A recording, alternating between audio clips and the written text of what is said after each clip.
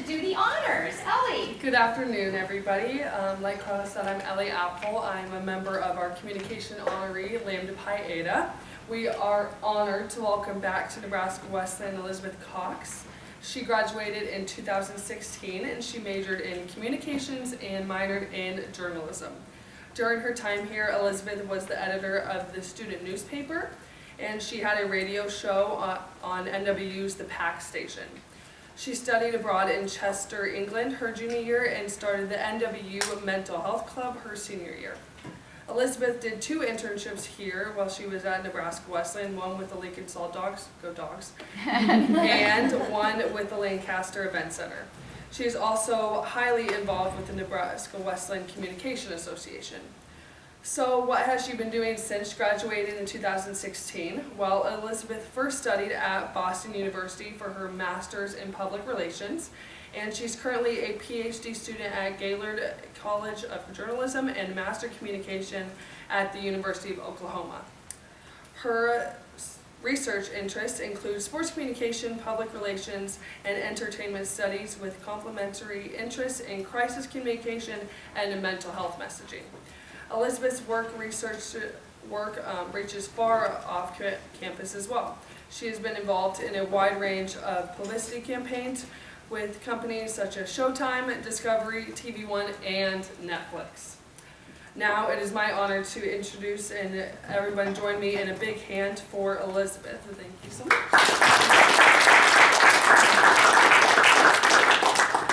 Thank you so much. It's such an honor to be here. I've had like a really awesome day, starting with a tour this morning and then getting to have a lunch with some of the students. It really is especially rewarding because I was just saying that I actually introduced our Lambda Pi Eta when I was a speaker when I was a student here. So it feels very surreal that I am now back to tell you a little bit about what I've been doing since I left Wesleyan. To just give you, I like to give a little play-by-play when I give presentations of kind of what we're going to be talking about today. First, I'll give you a little background. I emphasized a lot more in the Q&A this morning about my PR research. I'll touch on that a little bit in terms of how that's influenced how I am as a researcher and a scholar now. I'll then walk you through my research agenda. I'll focus mainly within sports comm and strategic sport communication because I have a feeling that's why a lot of us are here. And then I'll talk a little bit about NIL, what I'm doing within that space and where I'm going with my dissertation. And then hopefully we will have some time for questions at the end. Just double checking that I have do not disturb because my brother likes to call me at important events like this. So I want to take you back to the past because, like I said, my identity as a researcher and a scholar really started even prior to my time at Wesleyan, all the way back to this little child, because I grew up with a huge love of stories. I loved to read, and I loved the way that stories on screens could make people feel. And that was also strengthened through a family that loved sports. So while this little tyke wasn't necessarily interested in who the score on the board, she was interested in the wins, the losses. She felt bad for the underdog. She wanted them to win. And that's kind of really created who I am now as a scholar. So it was during my time at Wesleyan that I, similar to all of you, was introduced to research methods with Dr. Jensen. And then I have continued that research through Boston University and now at the University of Oklahoma. I found out, even all the way back at Wesleyan, that you can write a research paper about everything, which makes research super fun. When I was here at Wesleyan my senior year, I wrote a paper about the TV show Supernatural, which made that lit review very exciting. While I was at Boston, I wrote a theoretical paper focused on mental health messaging within TV and film and the impacts of those portrayals. And now, a couple weeks ago, I finished a paper about Taylor Swift. So you can really make a research journey about kind of whatever you're interested in. And so that's really kind of where I started to fall in love with research. So I was considering a job in academia back when I was at Wesleyan. However, I really wanted to have that real-world experience. I had this really focused attention on becoming an entertainment publicist. as soon as I was able to put a name to what public relations was, I was like, all right, I'm doing it in the entertainment field. I'm going to figure out how I'm going to do it. So I worked for 4 years in Los Angeles as an entertainment publicist. Like my intro said, I did a lot within TV, corporate, digital clients. I worked with a lot of documentary and unscripted competition shows. And I'm not going to spend a lot of time there, but the way you view research and the way you kind of view your work as a scholar is greatly impacted by those experiences that you have. So I helped during my time in Los Angeles with a lot of people who had never been around media before. I worked with a lot of contestants on The Voice and would help them with those media interviews to tell their story during the time that they're on the show. And so this drives my initiative a lot in research now because I want to create the tools not just for communication practitioners, but also for athletes in order to be successful when they're approaching the media and building their brand, especially in the age of NIL. So due to my background, that's kind of my overarching reach or aim, and you'll kind of see this throughout my research program. So with that, I'll dive into kind of what I do right now. So I have these kind of two broad areas, public relations and sports communication.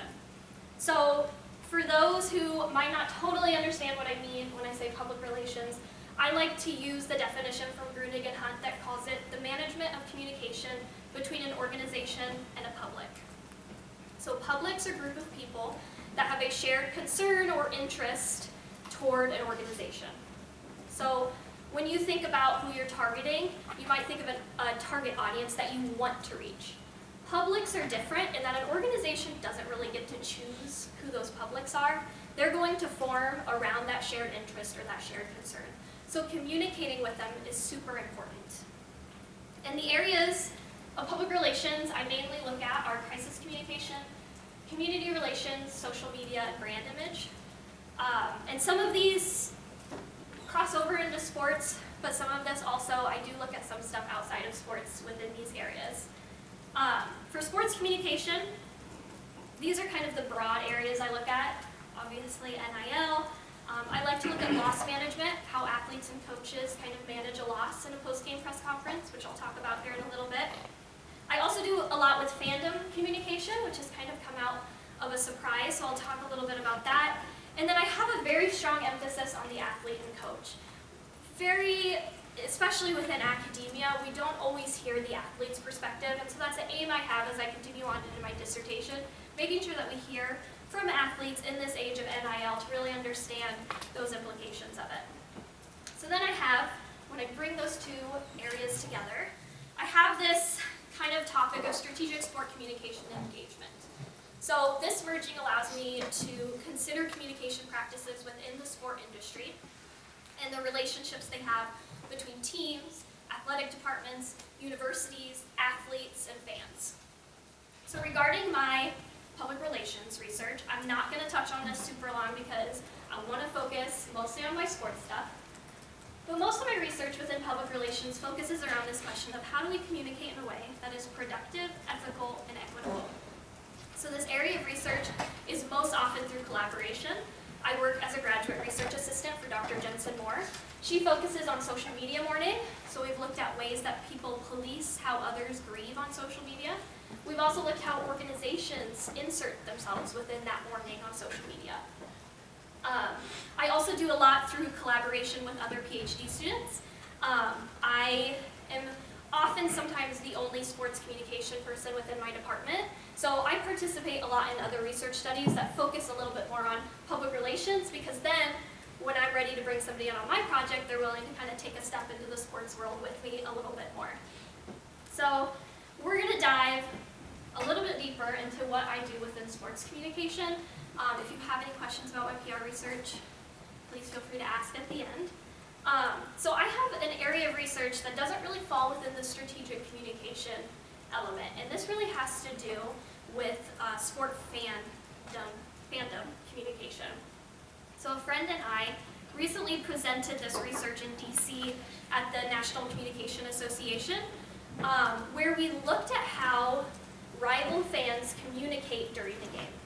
So specifically, we looked at Reddit, And so for those who don't understand Reddit, it's basically a platform where they create these subreddit or topic areas where fans of that area can go on and talk. So within the college football subreddit, they create specific game threads for each game.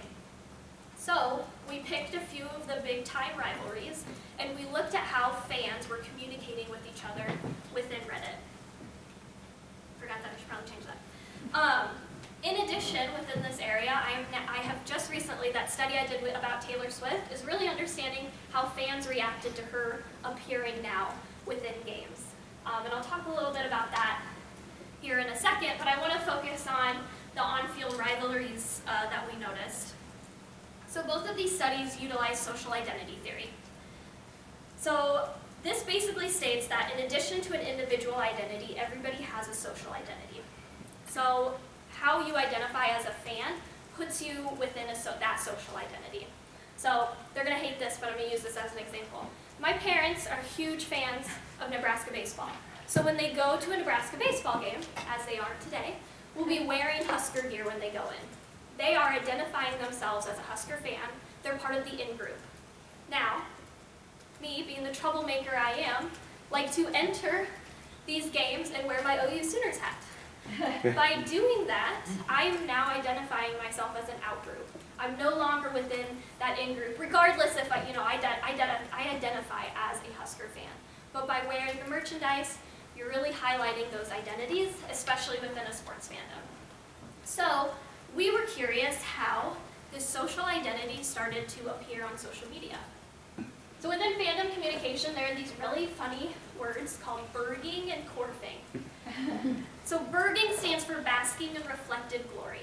This basically means that when your team is winning or being successful, you're going to strengthen that tie to them. So when the Huskers win, or when the Prairie Wolves win, you're going to be like, I am a Prairie Wolf, I'm part of that team, and you're going to support them also on social media. Now corfing stands for cutting off reflected failure. So when your team loses, you try to separate yourself from them. I'm no longer a fan. You try to make excuses or make reasonings as to why they lost.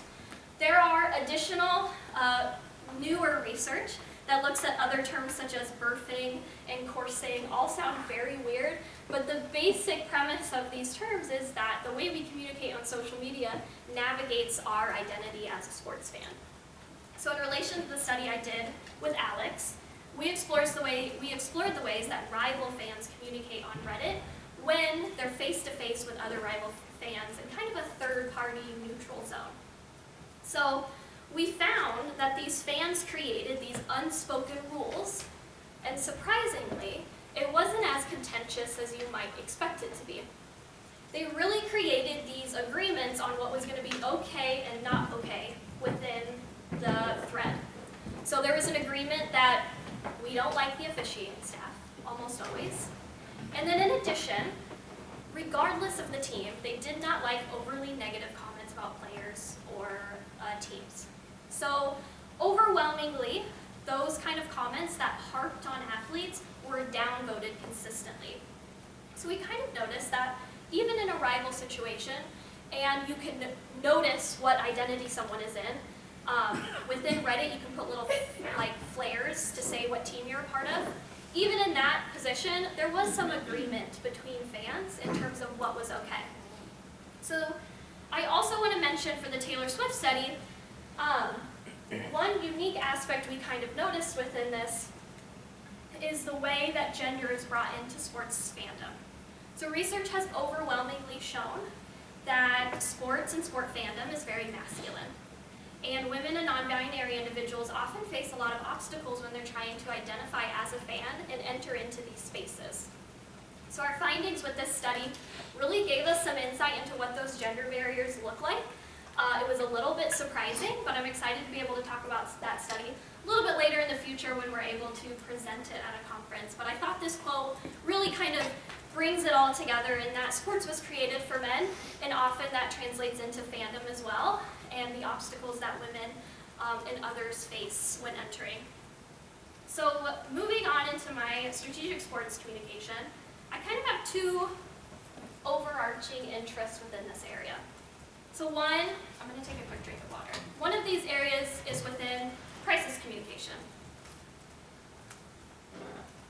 So I presented a few studies, and I have just kind of a list. This is all very boring, of kind of some of the stuff that I've done and that I've presented on. However, I'm going to focus specifically on an area that was my first sports communication paper and was actually why I got into sports research to begin with. So in the last few years, we've seen a rise of athletes pushing back on media requirements that are required for their leagues. Specifically, Naomi Osaka did not refuse to participate in the media obligations for the 2021 French Open, citing mental health concerns. So as a publicist, I had to think, what's happening in these post-game press conferences that is causing this kind of reaction? Why are athletes having a hard time in these kind of positions? So I dived into what is a press conference and why do we do them? Because really, you only see press conferences kind of within politics. You see them in crisis scenarios during natural disasters, but sports is kind of unique in that they've really utilized this for years and years. So press conferences are used as sense-making opportunities. They allow journalists to go past just the score you see on the field and really understand what the story is behind that. So I frame most of my research within this area with situational crisis communication theory and paracrisis communication. I'm probably not going to give the time that these two theories deserve, but I'll give you a brief explanation so that you kind of understand the context of the findings. Both of these theories give you strategies to use in a crisis based on crisis type, based on the level of blame an organization has to take, and the crisis and reputational history that the organization has. So for example, when an organization is faced with a crisis that they have to respond to, if they have to take some of the blame, if they caused it, they are going to have to be a little bit more accommodative. They can't be defensive in their responses. Now, if an organization might have caused a crisis, but it's a crisis they've never had before, and they have a really great reputation with their publics, they might be able to be a little bit more defensive and don't necessarily need to be accommodative. So there's a whole spectrum there of different strategies. And so specifically in the two studies that I want to talk about, my first study I looked at took an inductive approach. This basically means that I looked at a bunch of news stories and I noticed the patterns that I could find and then aligned it with the theory. So specifically for this, I looked at a Tampa Bay Buccaneers post-game press conference that included Tom Brady. You might remember the one. It lasted about 1 minute and 43 seconds. And then I also looked at how they utilized the post-game press conference from other players as well as the coaches. And basically, the patterns I found is that they use them for injury updates. They use them to talk about what caused the loss. They give a description of the post-game. This is kind of from the journalist perspective, like what's the emotion in the room. They talk about future directions, how are they going to change. They talk about a response to the loss in the athlete or coach's voice. So I sat with these themes and I thought, what is this telling me? And I saw some of the parallels to situational crisis communication theory in terms of blame, in terms of what are we learning, in terms of who was the cause of this and why did it happen. And I began to realize that these post-game press conferences are being used as crisis management, especially within a loss. Now, when we think of what a crisis means, public relations research is very picky on what a crisis actually is. So, from here, I am currently working, and I just presented this research a few weeks ago, a deductive thematic analysis where I'm using paracrisis communication. So this comes out of situational crisis communication theory, but the para in paracrisis means it looks like, it feels like, it sounds like a crisis, but it's not necessarily a crisis. A crisis is going to impact the operations of the organization. When you lose, more than likely your team just doesn't stop playing. You have to continue playing. The operations of the team doesn't stop. So these kind of strategies make a little bit more sense when we're looking at a loss because it's going to be a reputational risk, but it's not necessarily going to stop the team in its tracks. And so my hope with these studies is to really understand kind of what those connections are and answer the question, are we preparing athletes? Are we preparing coaches to act as a crisis spokesperson? Are we giving them the tools, especially athletes, to respond to journalists in a way that navigates that loss and moves the team forward? So that's kind of my aim with this scope of questions and research questions that I have. But we'll move now into NIL. So I focus a lot on the PR implications of this. The two kind of broad areas that I've done so far are brand image and community relations, which I'll be doing moving forward. So I want to give just a little bit of background on NIL. For those who might not know, NIL, when I refer to that, I refer to the NCAA rule change that athletes can now make money off of their name, image, and likeness. This was never really allowed due to the amateurism model of the NCAA. And so we're seeing a lot more athletes making brand images. They are developing these brand partnerships. And some of them are making quite a lot of money with some of those deals. So there's a few things I want to touch on when I talk about NIL and what really gears me towards where I'm going. So when we talk about the phrase student athlete, it's an important place to start with the Fort Lewis A&M football player Ray Dennison. So Ray passed away after he sustained some injuries to his head during a game. So after he passed away, his wife filed for death benefits because she felt that Ray was an employee of the university, and he was harmed during his work for the university. The NCAA and Fort Lewis A&M claimed that Ray could not be identified as an employee because he was a student athlete. We all use this term very often. It's very prominent. I often sometimes still use it. But the NCAA president of the time, Walter Myers, even admitted in his memoir that the phrase student athlete was created with the sole purpose of not paying Ray's wife and also not paying athletes in the future. It was a legal plan in order to make sure that athletes are no longer being paid in the future. So the Colorado Supreme Court sided with the NCAA in this case, and that's why we call student athletes today. They're a student first and they're an athlete second. Now, knowing the history of this phrase, a lot of researchers and some journalists, such as with the Chronicle of Higher Education, do not use that term anymore. They use college athletes. Some people like to use athletic workers and campus athletic workers to really show the labor that's required within college athletics. Personally, in my research, I use the phrase college athletes, but even as I was making this PowerPoint, as I was pulling a copy from papers that I've written, I realized back then I used student athlete, and I had to stop myself a few times and go back. So I have always had the language we use is very important. So I take it after hearing about Ray, I'm very careful when I use the phrase. And so you'll see a lot within sports research that people are kind of stepping away from this phrase. And to give a little bit more history, the history of NIL really comes out of the antitrust litigation against the NCAA. So for those who don't know, antitrust laws are focused on promoting healthy competition with companies, and they prevent monopolies, which can help prevent predatory behaviors such as price gouging, which are overall unhealthy for not just citizens, but also the economy as a whole. So a couple of cases, I always like to go back to the NCAA versus the Board of Regents of the University of Oklahoma.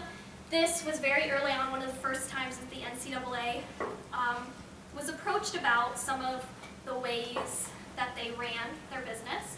So prior to this case, the NCAA controlled all of the TV rights of college football. After this, that responsibility then went to the teams and the conferences.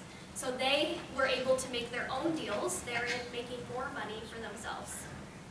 I'm not going to we'll kind of skip over O'Bannon. This really focuses on the NCAA using likeness. So we haven't had an EA Sports college football game in a while.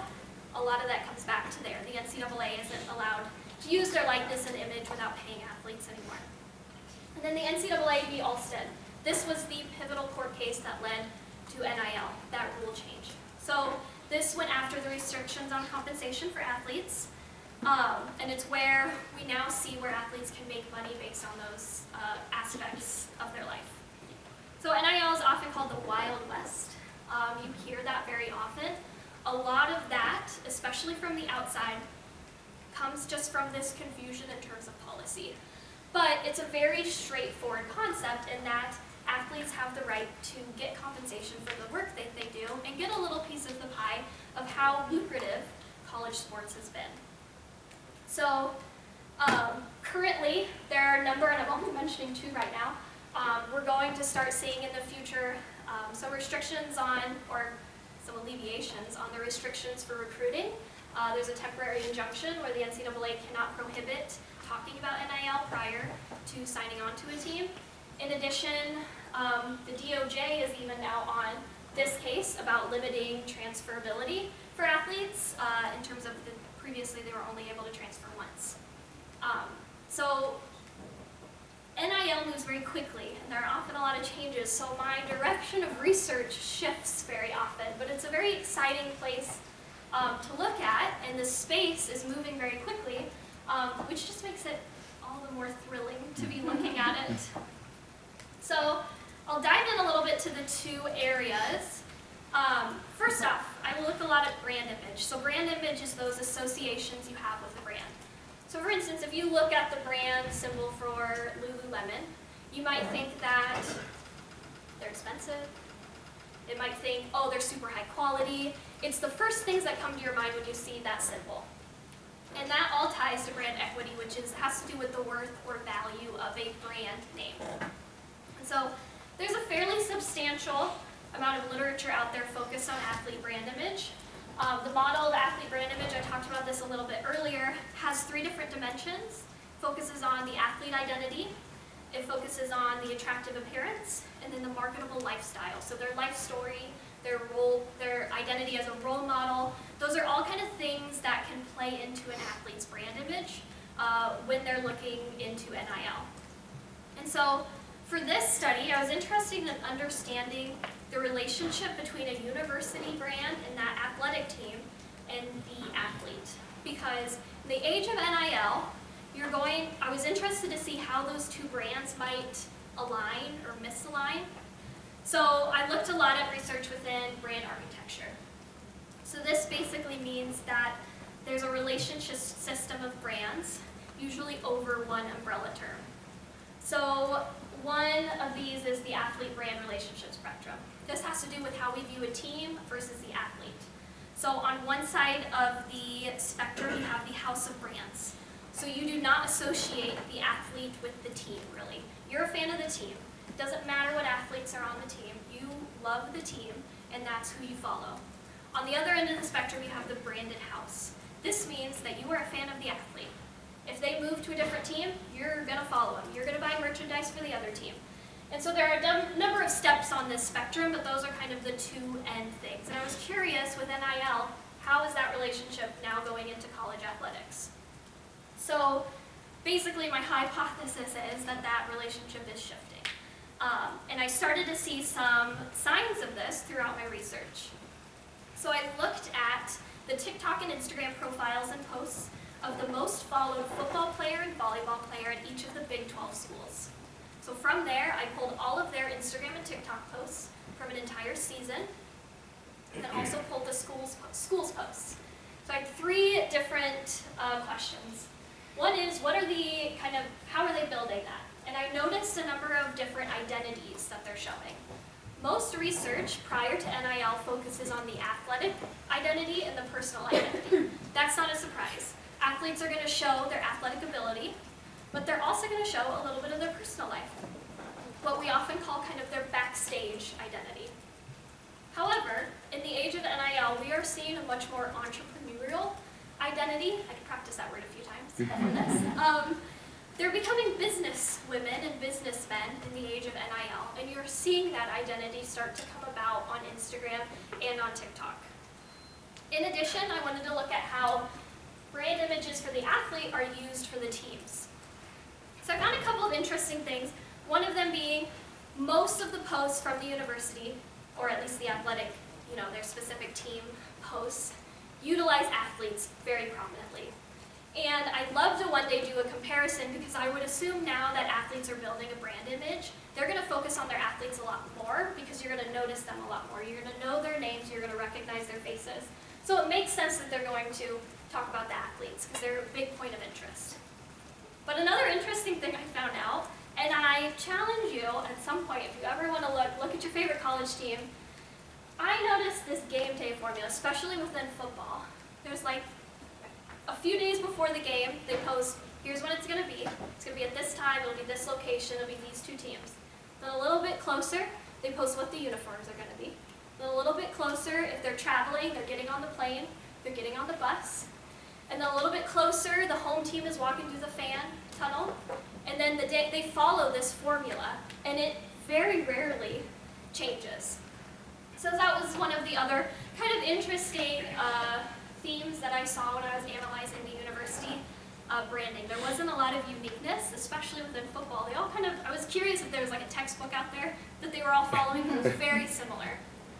And then, how do they align or misalign? So, one area of this had to do, where they aligned, they really emphasized teamwork.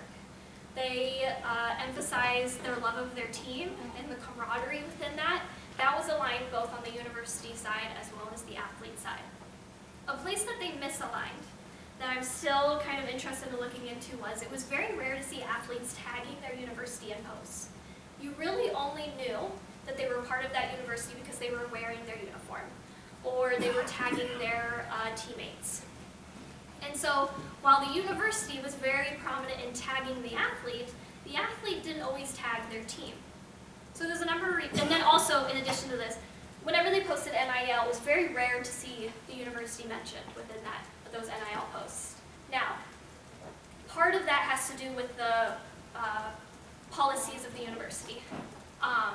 There are some universities, I think still, they definitely changed a little bit. Some state laws, even at the beginning, prohibited athletes from using their university intellectual property at all in NIL deals. So that could be kind of an artifact of that, in that they just weren't allowed. However, you're now seeing a little bit more where the licensing department of universities are getting involved with NIL. You're seeing a lot more of that co-branding, a little bit more, but in this instance, we weren't. Another reason, and the question I have to ask is, are athletes trying to separate themselves from their university branding? And they do this, one, because there is a chance they might transfer. So they want to be able to take their brand with them.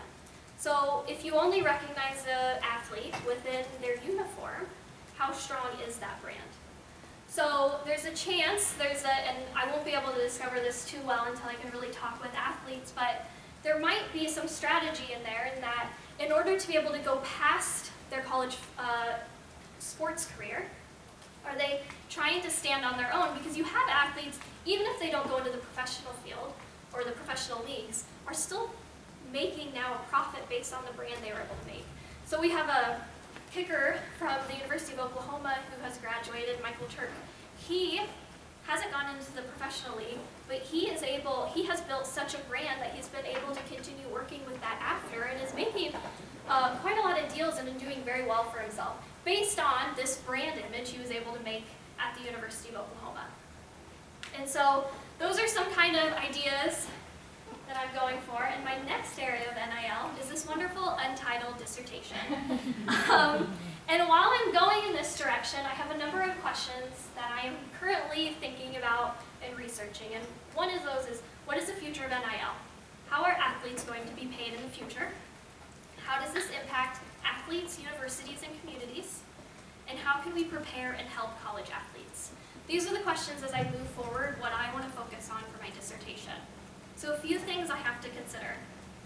First, what is going to be support look like for athletes? Right now, we're seeing a lot of money coming through collectives.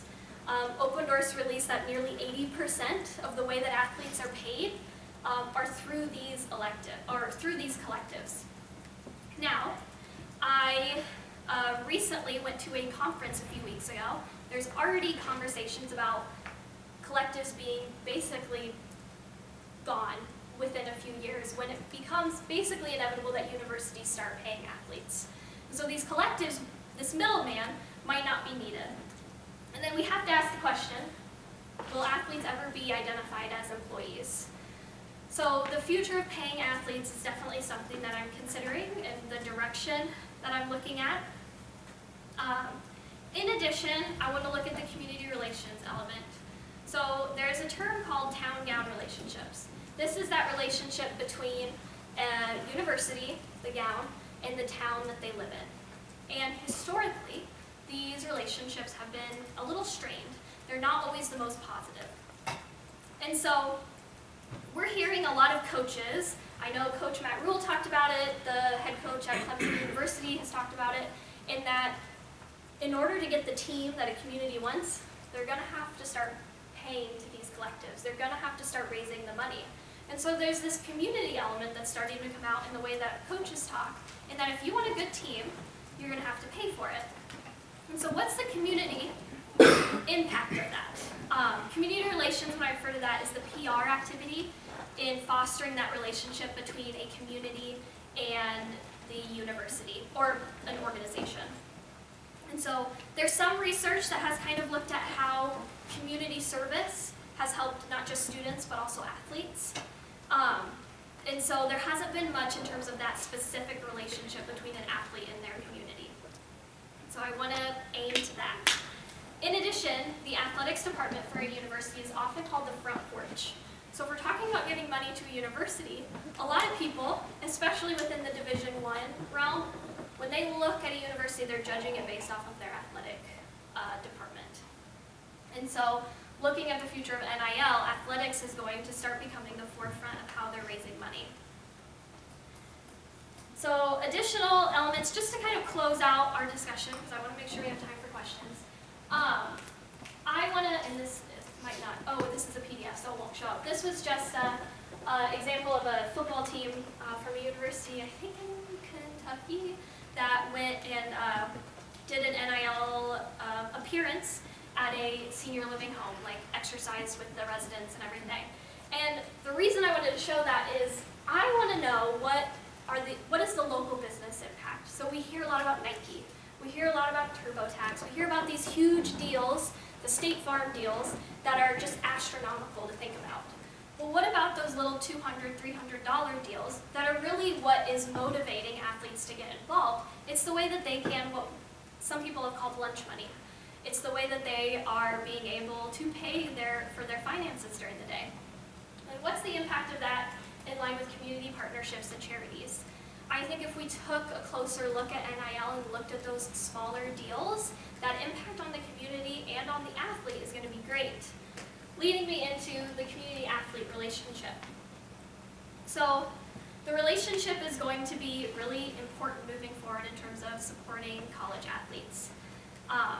And so I want to look at not just what are the implications financially, but that relationship, what happens if an athlete feels more part of the community that they live in? Are they less likely to transfer? Are they more likely to come back and work for the university? So the next steps is really understanding what are the components that influence that relationship and what are the PR implications of them, and how can we give tools not just to the university but to athletes to strengthen those relationships. And with that, I will end it there. I know I threw a lot at you, but I wanted to stop so that you have some time before you have to go to your next class for any questions.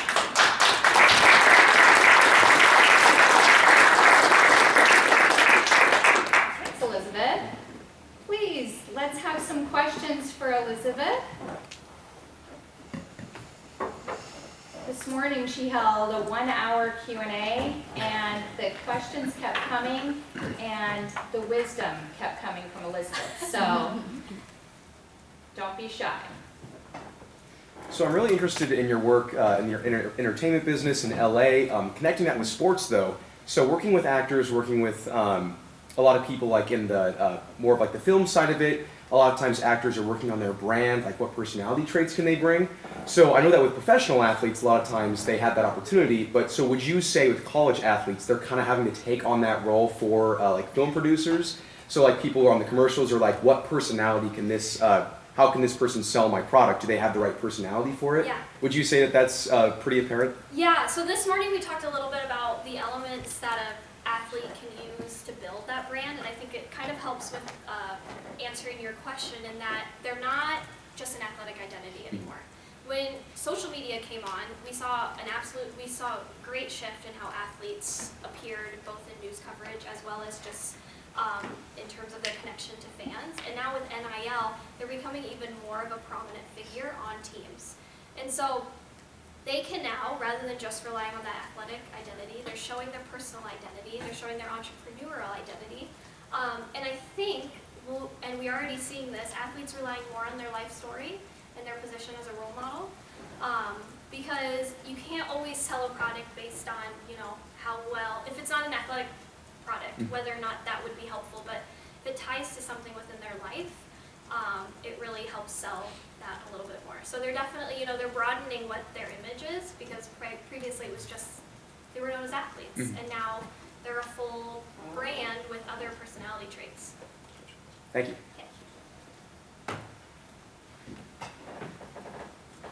Earlier you talked about kind of dealing with crisis management in post-conference press. Have you ever had to deal personally with one of those, and what specific advice did you give them without telling them exactly what to say? Yeah, so I have not. Unfortunately, because I had my background in entertainment, but I have given advice to non-athletes in terms of that. And I would say, when I consider my background and then my research into this, when I talked with athletes or non-athletes, with when I worked on The Voice, and they would have an area of their life that they wouldn't necessarily want to talk about, I told them to imagine where those boundaries are. What is the line where you don't want to cross? You don't want to talk about your personal life, and then don't forget that. You need to memorize where that boundary is, so that sometimes when you get into an interview, you can very easily black out. You don't remember what you talked about. So by memorizing those boundaries, they're able to kind of maneuver that, and within a post-game press conference, understanding what are your key points, memorize them so much, and you're going to have staples in terms of you've lost before. So what's your go-to line in terms of what you're going to say, so that they can always fall back on that. Unfortunately, and I've talked about this previously, if I don't go into academia, my aim is to go into sports and to get that experience, so I can answer your question a little bit clearer. But those are kind of the advice that I give the artists that I used to work with.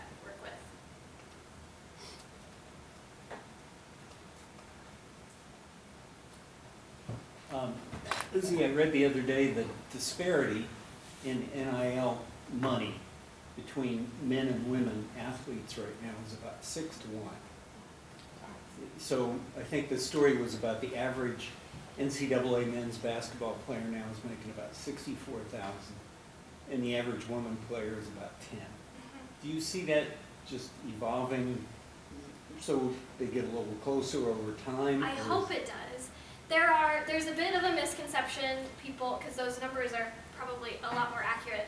People kind of make the assumption now that we've seen women's basketball, March Madness, become such more prominent. We hear about players like Caitlin Clark and Angel Reese making these huge deals. They think, oh, that must mean all of the women's sports are getting the same kind of treatment, but they are really the rare ones getting those types of deals. And overall, yes, there's a disparity between women and men's sports. I said this morning, my hope is, with how women's basketball is going and having kind of a revitalization of women's sports, that we start to see that collapse. But I think a lot of it depends on pushing those barriers and those expectations that have been pushed on women's sports. So I'm sure we've all seen some of the backlash towards Angel Reese. I think that what she's doing is going to have an impact on women's sports for years, because she is not changing her identity, she's not changing who she is based on these expectations for women within athletics. And my hope is that by her pushing back on that, more athletes feel that they can, push back on it, and we'll start to see those barriers shift. it all just, it really, you know, you can cross your fingers and hope, but I think we're heading in the right direction. And hopefully, as we get a little bit more regulation in terms of like players associations and collective bargaining happening, we'll see those numbers start to come together a little bit more when athletes, there's a little bit more of a universal way that athletes are paid. What's your advice to women going into a particularly male-dominant profession, especially within sports? Yeah. So somebody asked me a question kind of on that this morning about how do you help athletes when they're like faced with that backlash. So like Angel Reese is getting faced with a lot of backlash based on who she is. And my advice is to be yourself. And that's what I say to my voice artists is just, you know, be yourself. Because when you're in an interview and you can't remember what you want to talk about, you're going to remember who you are. So you're going to be able to follow in that a lot easier. Now, you know, when you're approaching that, the attention sometimes can be a little bit too much. So there is advice and guidance that I can give to somebody when they don't want to have to deal with that. So I can give them ways to kind of handle questions that might not push the barriers as much and helps them be more comfortable. But my main thing is just be yourself. Turn off the phone notifications on social media because that's going to be, you know, you want to be who you are, because I think that's what is going to make women's sports so much better, where women don't have to adapt to the masculine space. And that's the only way we're going to change the narrative in that is by just continuing to push back. It's hard. The first few people who do it are going to get a lot of backlash, but overall it will be beneficial. Thank you so much, Elizabeth. When Elizabeth was here at Nebraska Wesleyan, she was Lizzie to us.